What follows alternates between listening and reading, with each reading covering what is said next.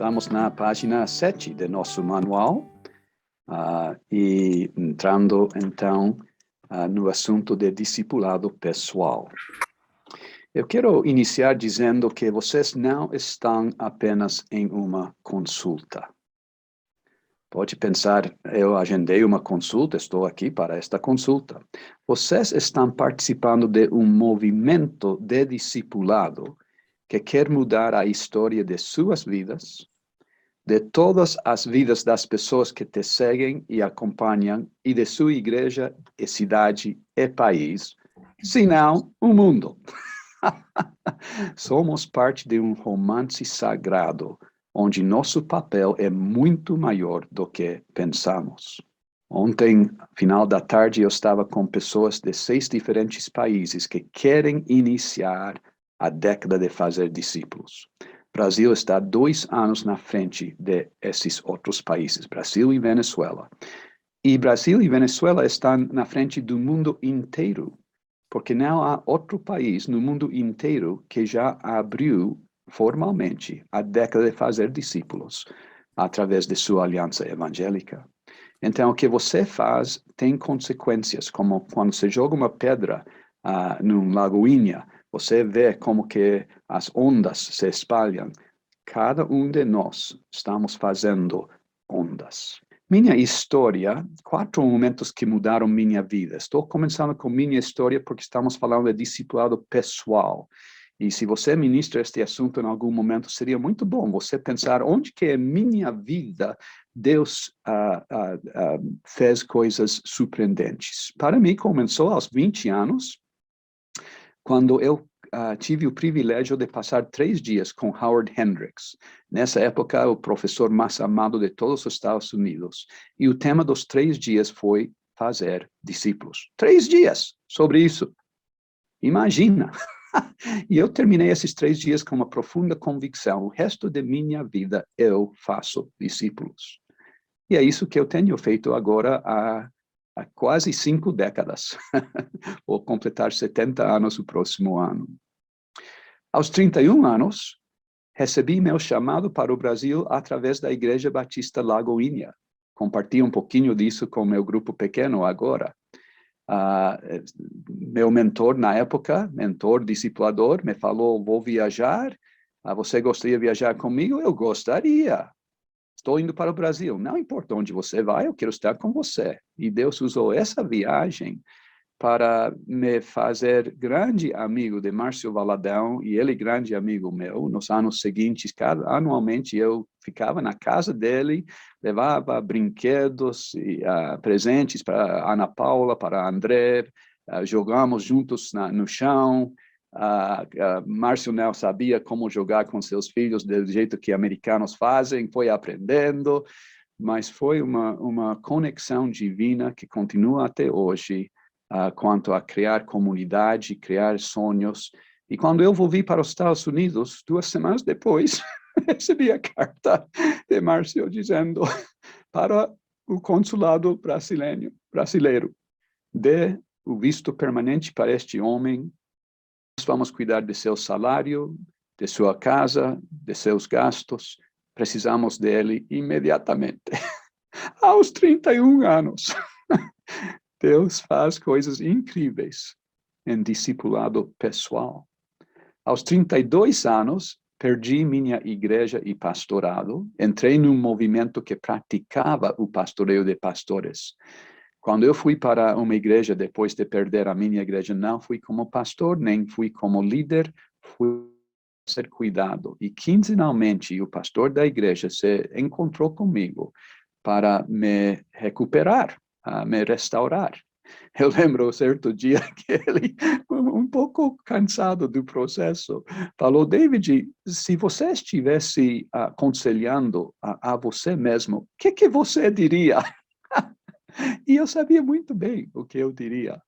Mas foram 5 anos de restauração para me dar a base para ir para o Brasil e, entre outras coisas, no futuro, levantar o Ministério Rever, Ministério de Restauração.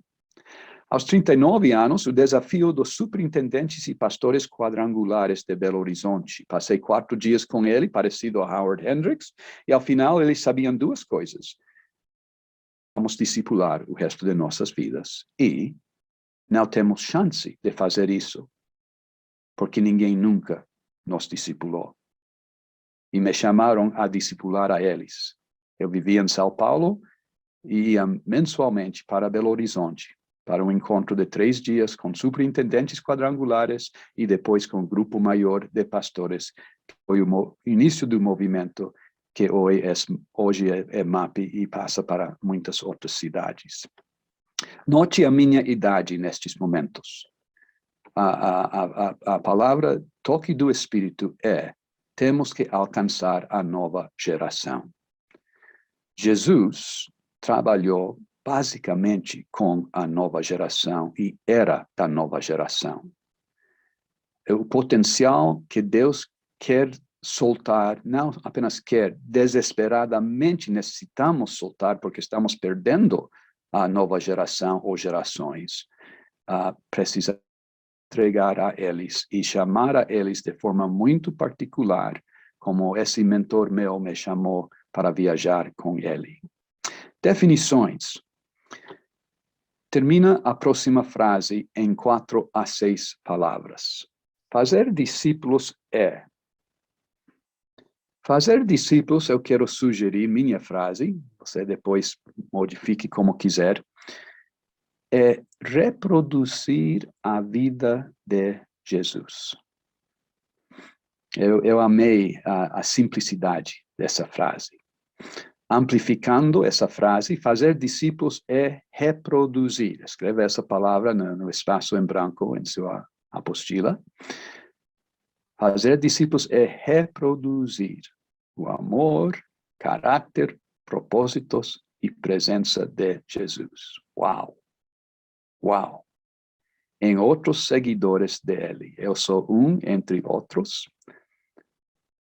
Capacitando-os, é a segunda palavra-chave nesta definição amplificada, capacitando-os a ser como Jesus. Meu Deus! Estendendo sua vida e propósitos em múltiplas gerações. Eu quero fazer 3 destaques: a palavra reproduzir, a palavra capacitando-os e a frase múltiplas gerações. Reproduzir a pessoa de Jesus, o coração, outra palavra para escrever em sua apostila, o coração do discipulado, uma transferência de vida em vida, coração em coração. Inclui, mas vai muito além de mente em mente. O coração do discipulado pessoal é as pessoas experimentar encontros divinos e serem formadas por Jesus. Uau! Jesus é o vinho. Você e eu somos o odre, o canal. É uma profunda e misteriosa parceria divina. Segunda frase de destaque, capacitando-os. Mateus 28:20. Ensinando-os a obedecer. Uma frase sinônima com discipulado é crescimento intencional acelerado.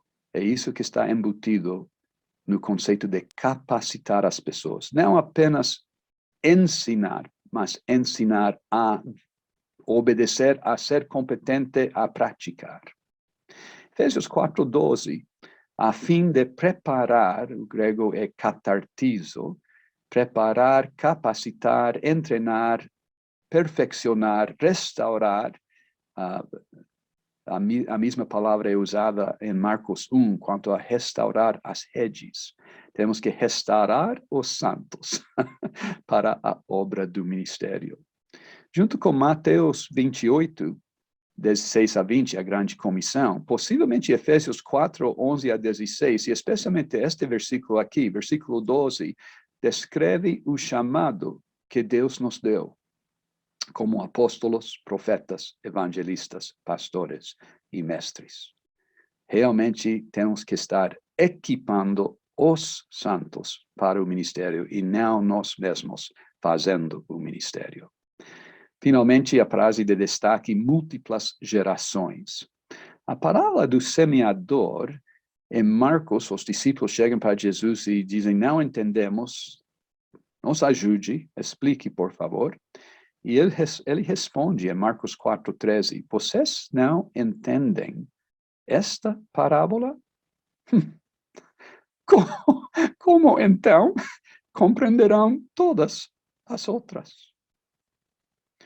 Há algumas coisas fundamentais, absolutamente críticas em esta parábola, sem a qual não vamos entender as outras e possivelmente todo o ensino de Jesus.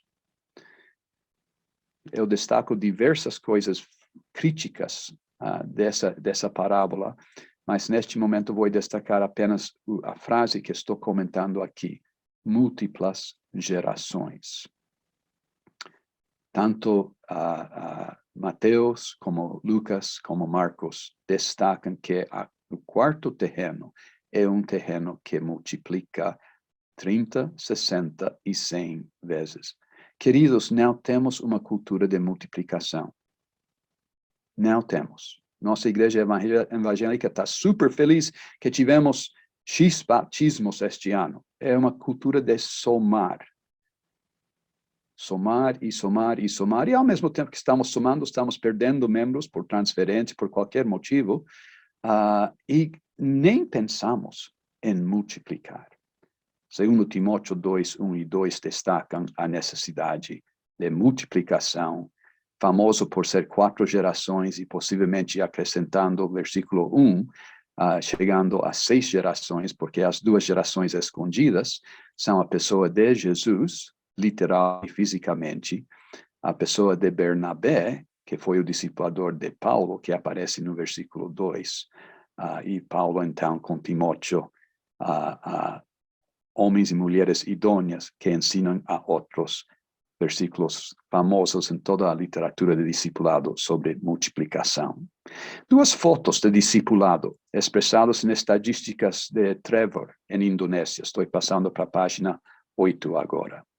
Eu estava com Trevor, é um pseudônimo, porque ele tem que proteger um pouco sua identidade para não ter problemas com autoridades muçulmanas. Eu estava com ele em novembro de 2019, na Indonésia. E ele compartilhou que tinha 180 discípulos de Jesus entre os muçulmanos. Eu deixei em branco para você preencher 17 gerações. Estamos falando aqui, entre outras coisas, de melhores práticas.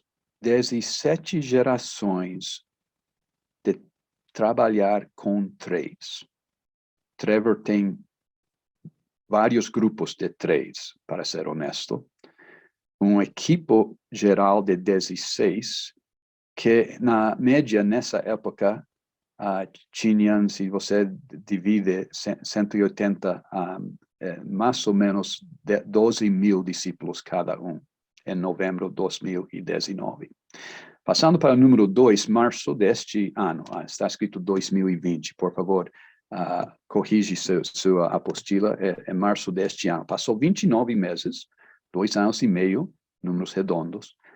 Agora tem 480 discípulos de Jesus entre os muçulmanos, com 23 gerações.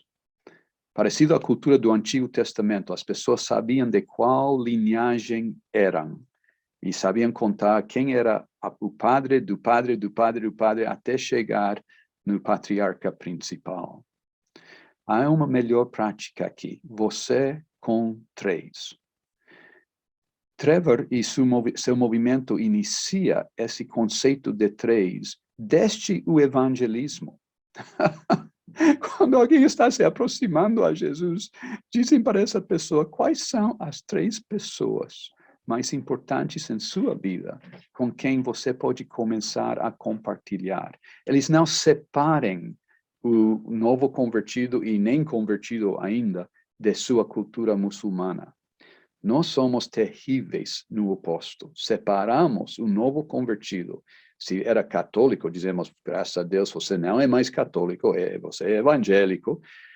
Se era do mundo, dizemos, deixa seus amigos, compromete-se à igreja, e dentro de um ano, o novo convertido não tem mais amigos não crentes. Trevor, a graça que Deus tem dado para ele, cria pontes e não tira as pessoas de seu enredo cultural. Temos que aprender a fazer isso desde o evangelismo até nossas vidas estratégicas, como alcançar 3 outros líderes estratégicos, um tipo de evangelismo a nível da década, não apenas pensar em nossa própria rede luterana, assembleana, etc., e se onde que Deus tem 3 pessoas que eu posso, em oração, ser a ponte para essas pessoas entrar no movimento da década. 3 enfoques de discipulado pessoal. Discipulado não é um currículo, não é um manual ou livro, não é um programa, é uma relação pessoal, íntima e transformadora. Você já ouviu isso muitas vezes, parece óbvio, mas eu tenho, você tem uma tendência fatal de complicar as coisas em nome de dar uma melhorada.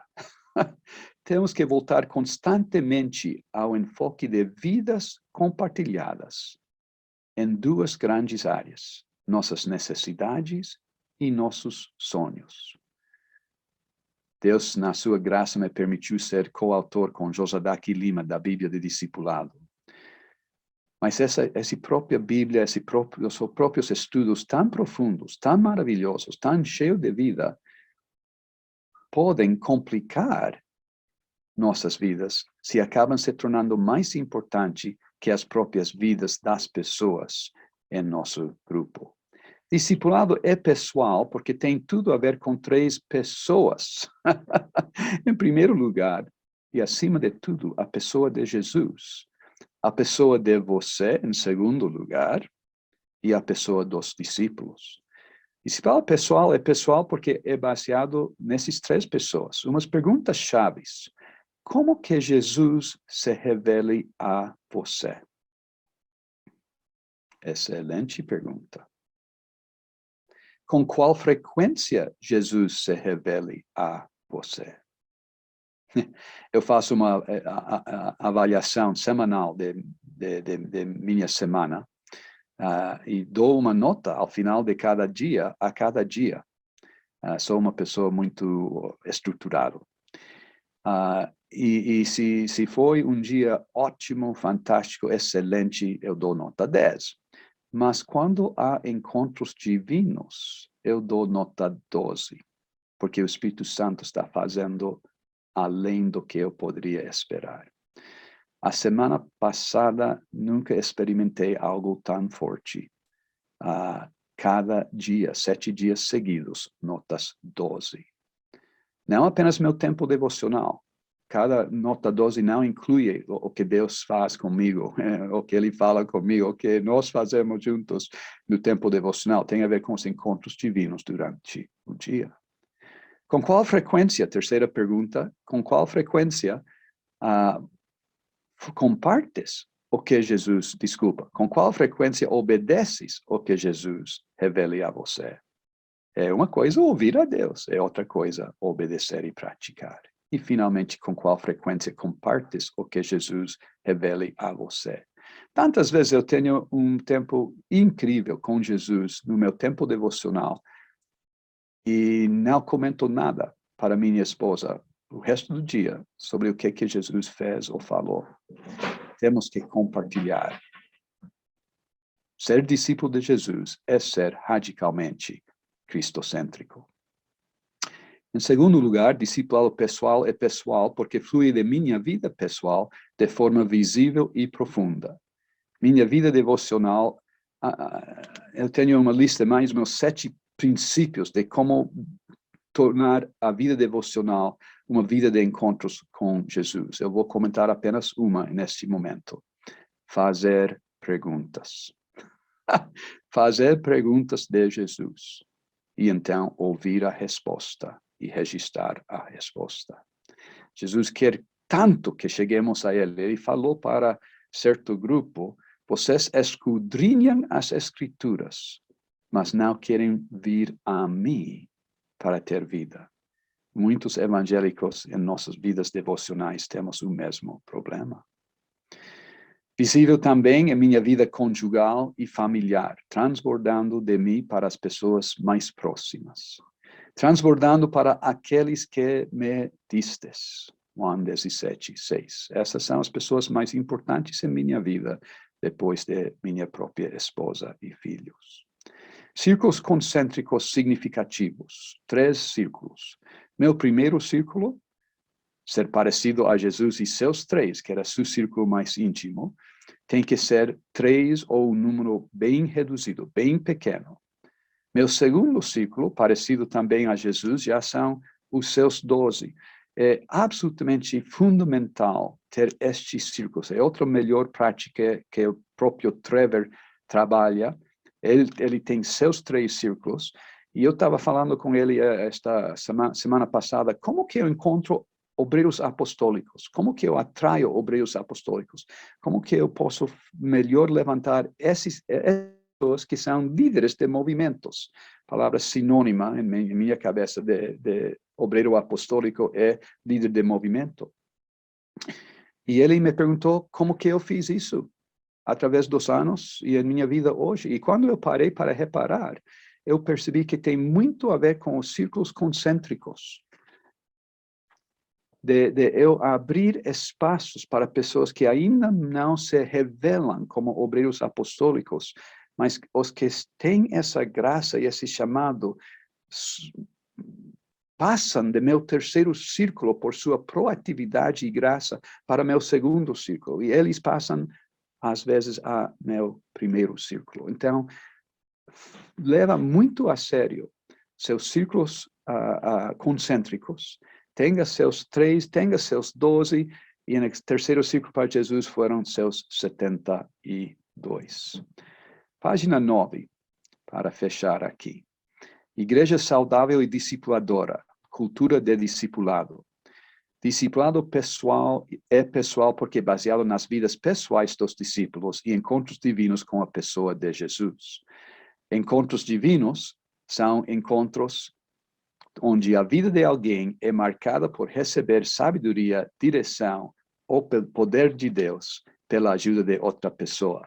Eu citei ali o livro escrito na década de 90, Bases na Formação de Discípulos.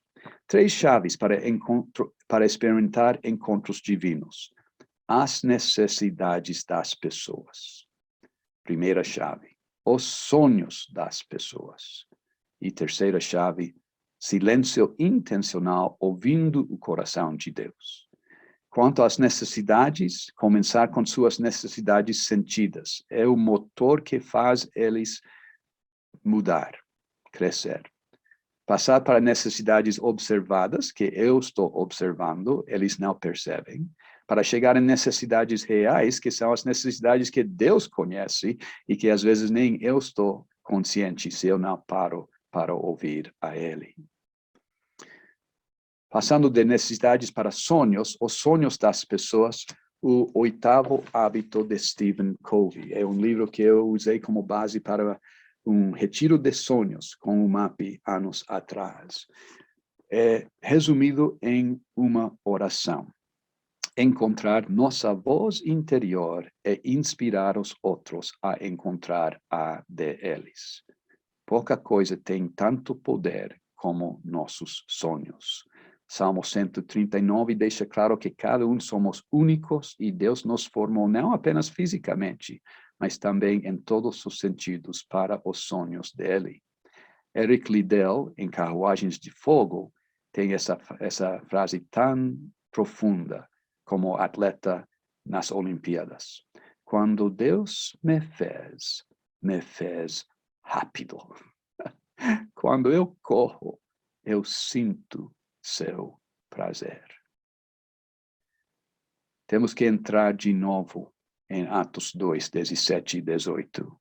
Nos últimos dias, nos postreiros dias, derramarei de meu espírito sobre toda a carne. E isso será sinalizado por visões, por sonhos e por palavras proféticas. Antes de passar para escrever em nossos manuais, na próxima página, sobre sobre suas observações, sobre o que Deus está falando para você, toma um minuto de silêncio para apenas ouvir o coração de Deus.